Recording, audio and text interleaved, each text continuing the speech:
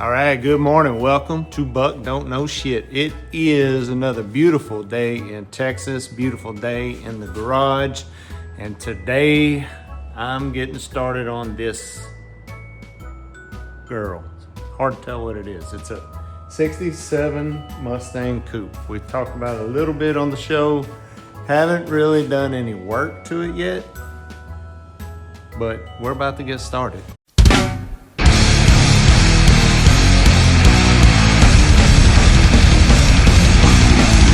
Today I think I'm gonna start stripping it down. And not think, I'm going to.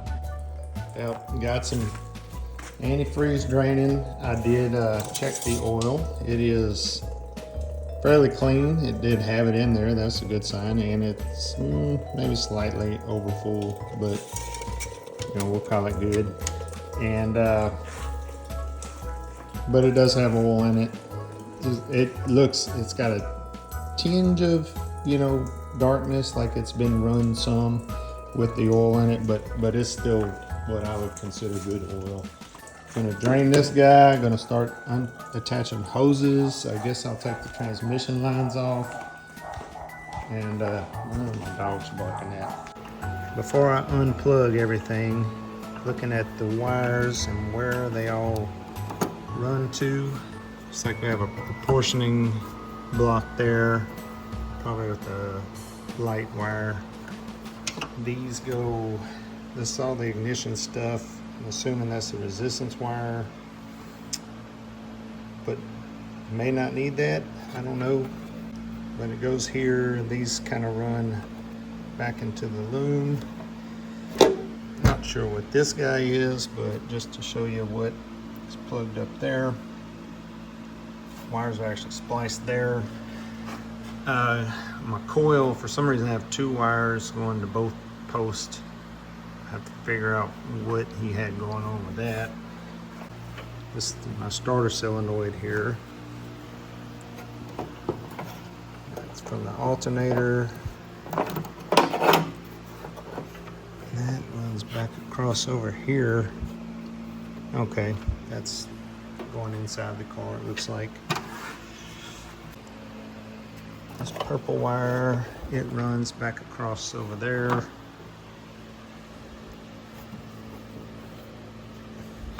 Blue and red runs back to the alternator. Might just be a one wire alternator, I don't know. What else do we got going on here? Brake lines, this is probably my choke. Yeah, come loose, but it's got an electric choke. Ignition control system, according to Google Lens, which that makes sense because these were running to ignition oil and things like that. So, but I've got to learn about it. I mean, I know it's like the brains, quote unquote, of the ignition system, but it's in it. It says it shows to be from a late 70s car, Ford. This is probably a 70s 351, I'm thinking, not for sure. So kind of makes sense, but probably not original to this car, I don't think, but could be wrong on that. So, and then I got to figure out what that little guy is. Yep, that's what that is. Got to learn about it, what it does, how it functions, what needs to be plugged up to it.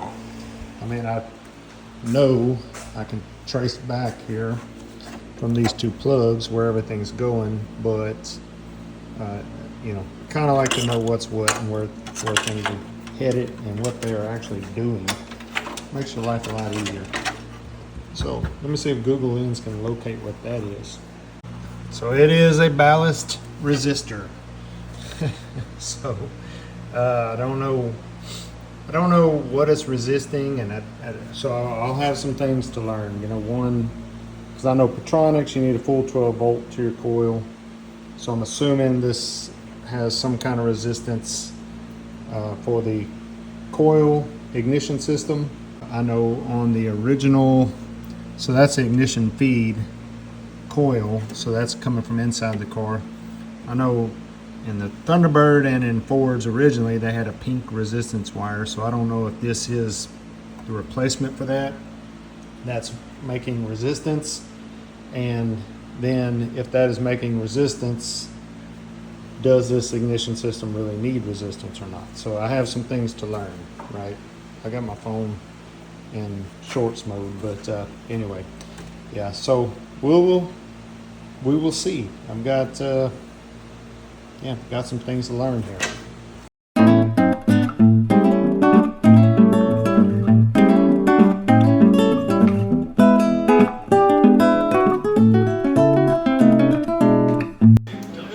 There goes the carburetor. So, kind of assessing the situation here. I think I have everything disconnected in the engine bay. Underneath the car, they have, and you know, they may have done this at an exhaust shop, I don't know. This side over here is cut and there's like a half-ass clamp, not even a real exhaust clamp, it's just like a piece of thin metal pipe with 2 hose clamps on it. So I mean, this side I could get off no problem, pull out with the headers on. This side is welded to the header and goes all the way. There is no flange, no bolt anywhere to disconnect that side of the exhaust. But it is not easy to just take apart and pull out of the car, I guess is what I'm saying. So I'm probably gonna cut it. Leave the headers on, take them out with it, and unbolt them when I have the engine on a stand. I don't want to, it looks like it's just bolts on top. And I mean, I could probably get to it, but I would rather have it out of the car and fight it before I break bolts on the heads. That's just what I'm looking at. So below the car, I have to undo the transmission mount. 2 big bolts for that. Actually bolts into it. Have to undo the linkage. I have to undo the drive shaft, of course, and the exhaust. I got to get the exhaust cut. Is another beautiful day in the garage. Beautiful day in Texas, and yeah, we are going to work on this piece of shit. Yeah, I think it may be a piece of shit. It's, man, there is so much when you start digging into these cars and you start going behind what somebody else has done. It just opens all kinds of questions. All kinds of questions. But let's not talk about that right now. Today, we are going to get serious about getting this car stripped down to bare bones. Yeah, that's my goal today. I got my engine stand built. The thing, I've had this since like July, and it's October now, and it's been laying on the ground right there. So I went ahead and put that together yesterday. I do like it. I think it's just the Harbor Freight special. It's a 2-ton version. What is it? Pittsburgh, made by Pittsburgh. So that's it. Yeah, I like it. I like it, and it's foldable, you know, somewhat. You can fold these legs up, stand it up, kind of get it out of the way. So that is nice, and it's about to get used today. I do have my drive shaft out. Of course, that made, when I pulled it out, the seal, a lot of transmission fluid in there. I don't remember my Thunderbird doing that when I pulled the drive shaft out. Maybe it did, I don't know. Yeah, so I got a mess there, I got to clean up. The only thing I think I have left, I'll get under there and check again, are 2 bolts that hold the transmission in place and the motor mounts. And then this sucker should be ready to pull out. All right, I think I've got everything. I've cut my exhaust on this side. It was clamped on that side, so I got it off. So my headers are attached to the engine but are free from the exhaust. Got my transmission mount bracket undone, the shift linkage is undone, the speed pedometer cable is undone. The only thing I don't have unplugged from it are the wires, which I'm hoping I can kind of get this pulled out a little bit and maybe get that dipped down and get my hand to it. The only thing left, I believe, is engine mounts, which is, there's, I think the easiest way to do it is, you can see it better from this side, but there is one bolt right there. I think that clamps them together, and I should be able to break that, pull that out once I get a little bind on this. So I'm about to move my dolly or crane or whatever you call it, engine lift, into place and try this out. Never done this before. Ought to be fun, but yeah, at least some good footage. We'll see. All right, pull these engine mounts out.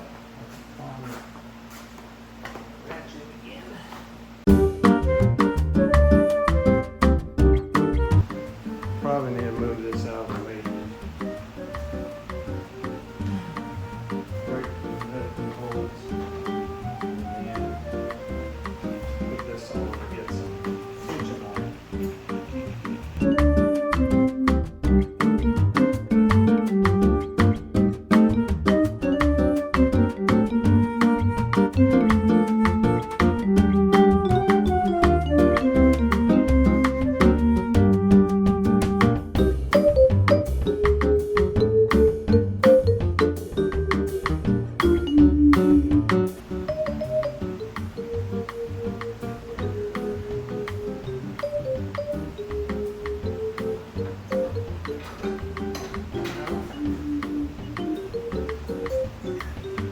That's the bolt I'm removing right there. I think that'll get it free. One more on this side.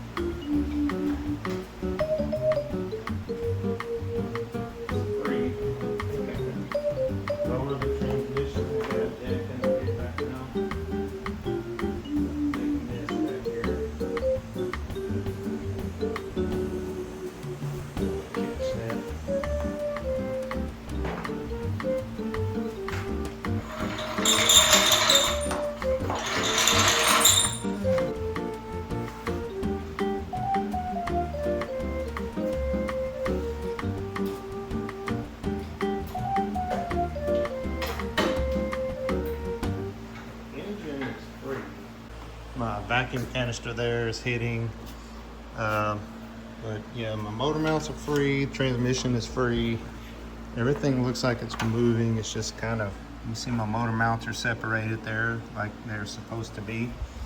Yeah, that's just got two studs going through the firewall there. I'm gonna go ahead and get it off before I bend something.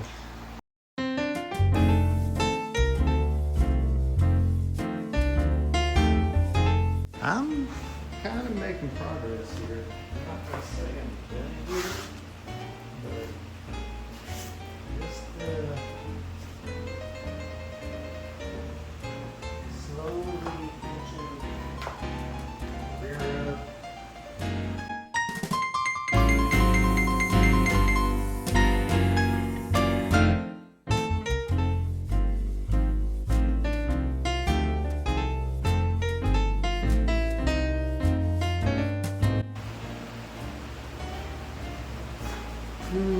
Alright, just a few bolts. That's how I'm doing it. Made some progress, but it ain't coming with those headers on there. First bolt is a good sign.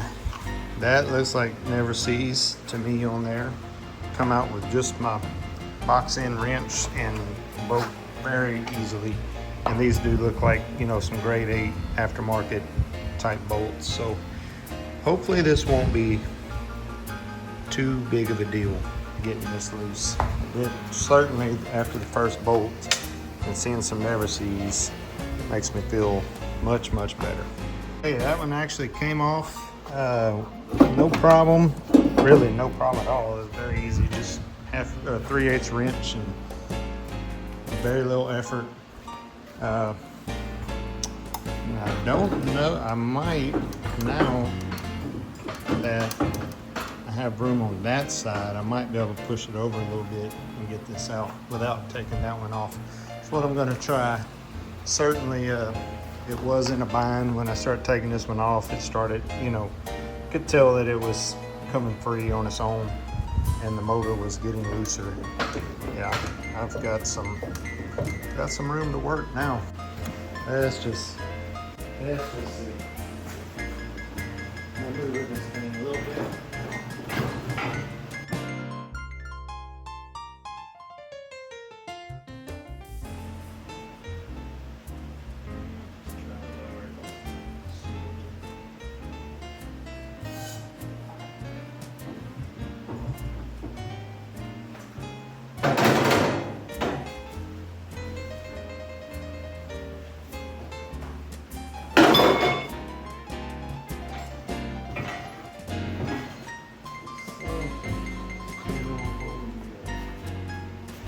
You go that way a little bit to get the starter past the shock tower. I guess that's what it did. Yeah, just the cross brace right there. And yeah, I can get that other header off, and then I think I'll be able to kind of shove it that way a little bit, and then it should come on out. All right, the other header's off. Also had to cut the fuel line. Let's see if we can make some head.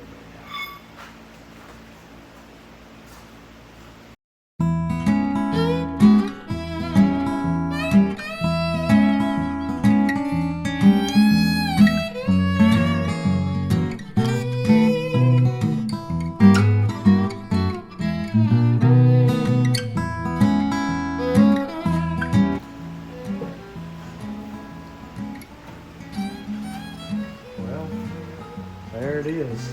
It's out of the car. While it's hanging here, see what we can see. Like it's got aluminum heads. Interesting. Okay.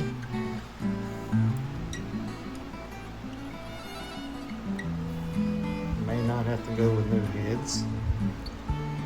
See any kind of identification on this transmission right there. That's got to be it. RFE9DP 7000 AA. Whatever that means. Forward.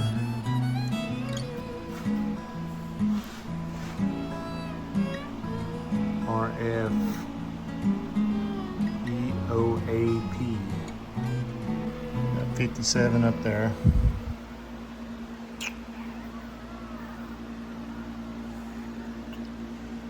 I don't know. I'll take a picture of that number because that is on the body of the transmission. That's the tail end there. It's, it's a different part. Might be a part number just for it. Those are the only part numbers I see.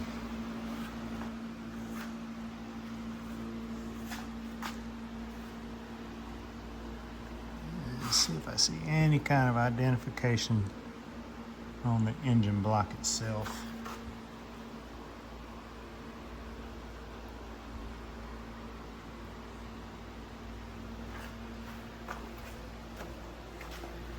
There's no toe tag on it. That's been removed, it looks like. Yeah.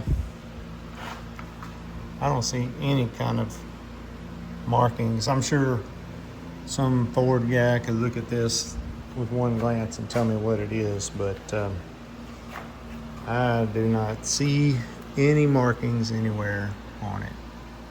So, but it's out. I'm gonna get it out of here.